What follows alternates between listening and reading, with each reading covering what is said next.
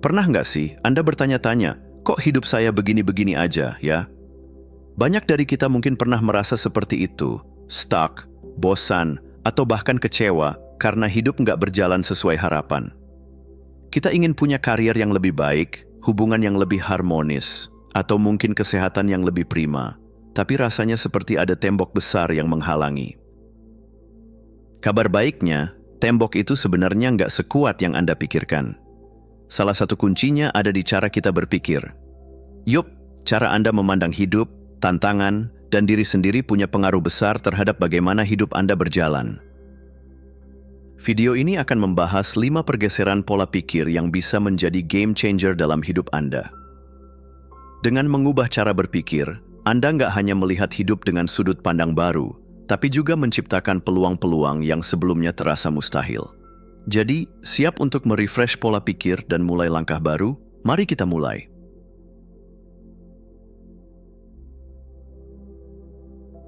Pernah merasa stuck di suatu titik dalam hidup?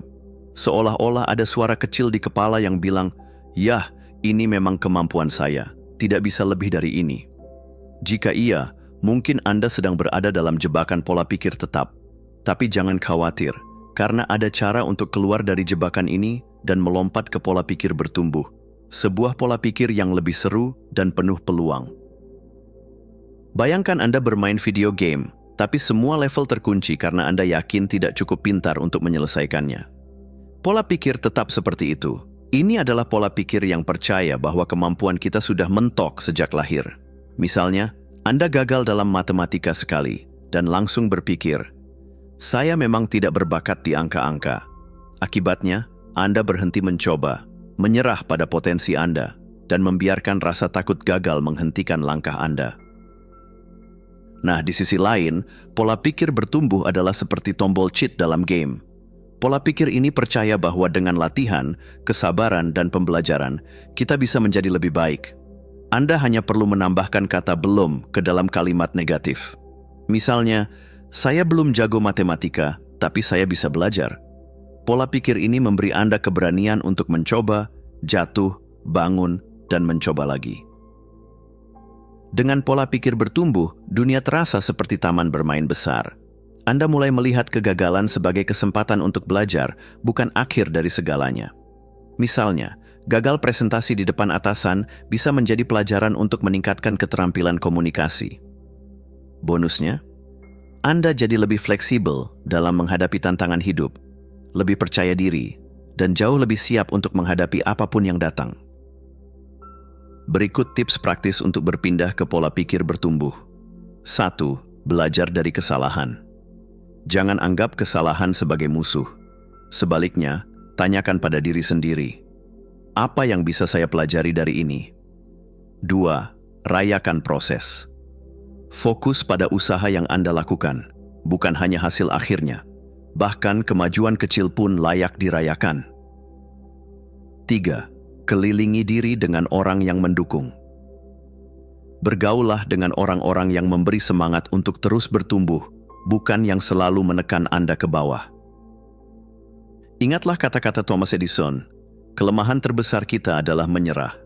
Cara paling pasti untuk sukses adalah mencoba sekali lagi. Jadi, kapanpun Anda merasa menyerah, pikirkan tentang tombol belum dan coba lagi. Dunia penuh peluang menunggu.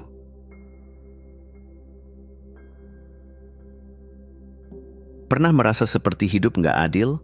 Atau bertanya-tanya kenapa semua hal buruk harus terjadi pada Anda? Tenang, Anda nggak sendirian. Tapi kalau terus-terusan berpikir seperti itu, Anda mungkin terjebak dalam mentalitas korban. Ini adalah pola pikir di mana kita merasa hidup hanya terjadi pada kita, seolah-olah kita cuma penonton pasif dalam cerita hidup sendiri. Orang dengan mentalitas korban cenderung menyalahkan keadaan atau orang lain atas semua masalah yang dihadapi. Bos dianggap nggak kompeten, teman dianggap nggak pengertian, bahkan hujan pun bisa jadi kambing hitam. Masalahnya, pola pikir ini bikin kita lupa bahwa kita punya kekuatan untuk bertindak. Di sisi lain, mentalitas pemilik adalah tentang mengambil kendali. Alih-alih fokus pada apa yang salah, Anda mulai bertanya, apa yang bisa saya lakukan untuk mengubah situasi ini? Misalnya, Daripada mengeluh soal pekerjaan yang bikin stres, Anda mulai mencari cara untuk meningkatkan keterampilan atau bahkan mempertimbangkan karier baru. Ketika Anda mengambil tanggung jawab atas hidup Anda, segalanya jadi terasa lebih jelas. Anda berhenti merasa terjebak dan mulai melihat peluang. Ya, tantangan tetap ada, tapi Anda jadi lebih percaya diri untuk menghadapi dan menyelesaikannya. Bonusnya, Anda juga jadi lebih damai dan lebih berbelas kasih terhadap diri sendiri. Berikut tips untuk beralih ke mentalitas pemilik. 1. Fokus pada solusi. Ketika masalah muncul, langsung tanyakan pada diri sendiri, apa langkah kecil yang bisa saya ambil untuk mengatasinya? 2. Bertanya yang tepat. Alih-alih bertanya, kenapa ini terjadi pada saya? Tanyakan, apa yang bisa saya pelajari dari ini? 3. Beri diri Anda kendali. Setiap hari, ambil satu keputusan kecil yang membuat Anda merasa punya kendali. Entah itu bangun lebih pagi, mencoba sesuatu yang baru, atau memilih bersikap positif. Seperti yang dikatakan Steve Chandler, pemilik mendesain hidup, sementara korban hanya mencoba bertahan hidup. Jadi, sudah siap jadi desainer utama kehidupan Anda?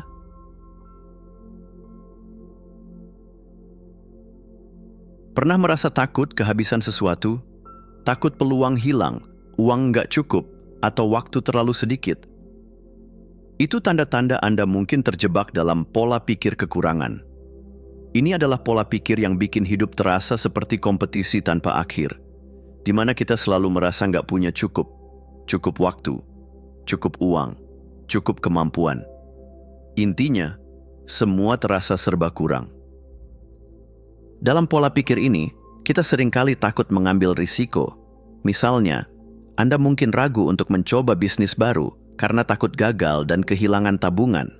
Atau, Anda merasa iri dengan kesuksesan orang lain karena khawatir bahwa keberhasilan mereka mengurangi peluang Anda. Hidup dengan pola pikir kekurangan seperti berjalan dengan kacamata hitam. Dunia jadi terlihat suram dan penuh keterbatasan.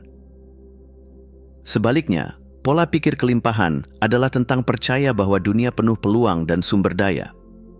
Ini bukan berarti Anda jadi naif atau terlalu santai, tapi Anda mulai melihat bahwa sukses orang lain nggak mengurangi peluang Anda.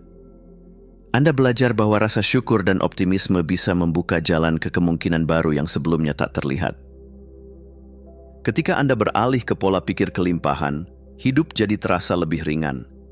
Anda lebih berani mengambil risiko sehat karena percaya bahwa bahkan jika gagal, Anda akan belajar sesuatu yang berharga. Anda juga jadi lebih bahagia karena tidak terus-menerus membandingkan diri dengan orang lain. Berikut cara mengembangkan pola pikir kelimpahan. 1. Latih rasa syukur.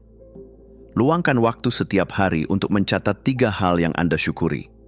Ini sederhana tapi ampuh untuk mengingatkan Anda bahwa Anda sudah punya banyak. 2. Berbagi dengan orang lain. Pola pikir kelimpahan tumbuh ketika Anda berbagi. Entah itu berbagi ilmu, waktu, atau sumber daya, Anda akan merasa lebih terkoneksi dan kaya secara emosional. 3. Ganti perspektif. Ketika merasa iri atau takut, tanyakan pada diri sendiri, apa peluang yang bisa saya lihat di sini? Seperti kata Stephen Covey, hidup memiliki kemungkinan tak terbatas. Jadi, kenapa fokus pada yang kurang kalau ada begitu banyak yang bisa kita syukuri dan manfaatkan? Ayo mulai berpikir kelimpahan dan lihat bagaimana hidup Anda melimpah ruah dengan peluang.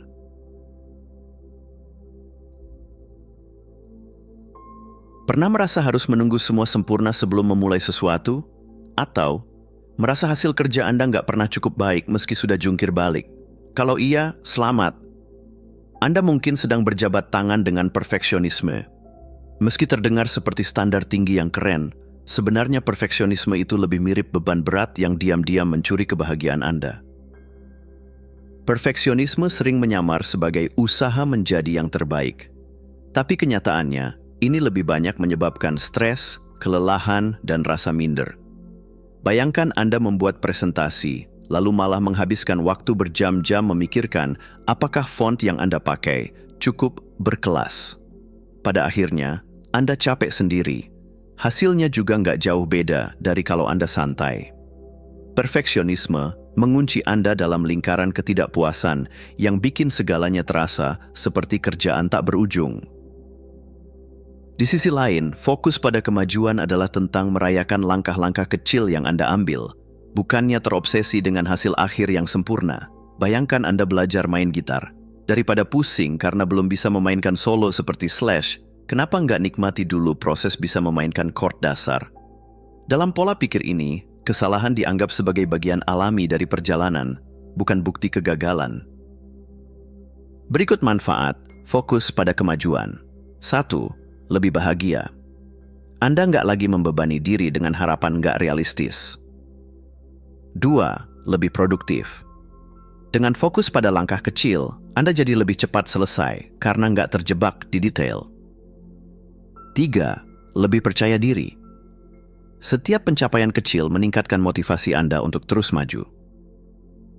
Berikut tips berpindah dari perfeksionisme ke kemajuan. 1. Ubah mindset Anda. Ganti pemikiran semua harus sempurna dengan yang penting selesai dulu. 2. Prinsip cukup baik. Kadang yang cukup baik sudah lebih dari cukup. Jangan biarkan kesempurnaan menghalangi penyelesaian. 3. Rayakan kemenangan kecil. Bahkan hal sederhana seperti menyelesaikan satu tugas harus dirayakan. Seperti kata Winston Churchill, kesempurnaan adalah musuh kemajuan. Jadi, biarkan diri Anda bersantai sedikit. Nikmati perjalanan, sambut kesalahan, dan percaya bahwa kemajuan kecil lebih baik daripada terjebak dalam mimpi kesempurnaan. Anda nggak perlu jadi sempurna untuk terus maju kok.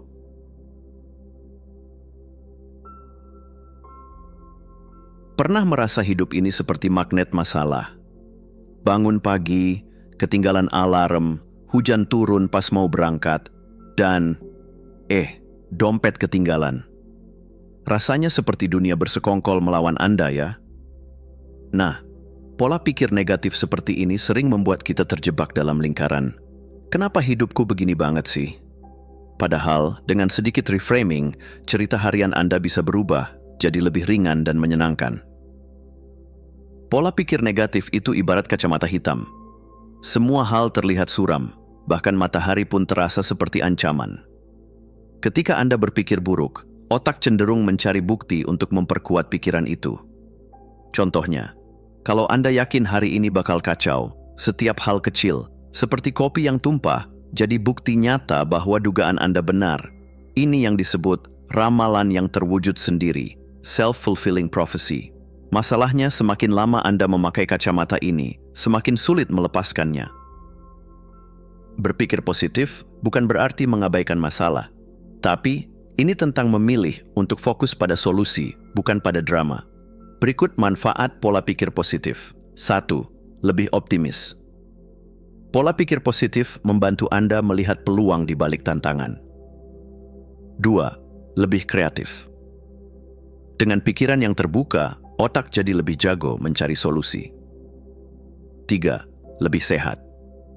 Penelitian menunjukkan bahwa orang dengan pola pikir positif lebih jarang stres dan bahkan punya sistem imun yang lebih kuat. Reframing adalah trik sederhana tapi ampuh untuk mengganti pikiran negatif dengan sudut pandang baru. Contohnya, pikiran negatif, aduh macet lagi, hidup ini nggak adil.